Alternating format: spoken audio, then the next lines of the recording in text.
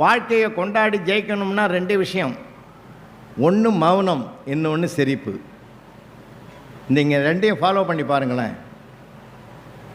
Wife கண்ணாம்னா ஏதாவது பேசட்டும், வீட்டில் மௌனமாக இருக்குது, பிரச்சனையே வராது. எனக்கு தெரிஞ்ச ஒரு நண்பர் அதை கேட்டும் போய் உட்காந்து அந்த அம்மா ஏறி பாடி இருக்குது.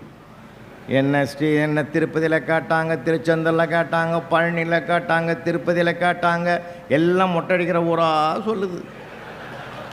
நம்மால் கம்முன்னு உக்காந்துக்கிறான். உக்காந்துட்டு ஏன் ஒன்றுத்துக்குமா பதில் சொல்ல மாட்டேன். உள்ளூரில் என்னை தவிர எவனும் கேட்கல.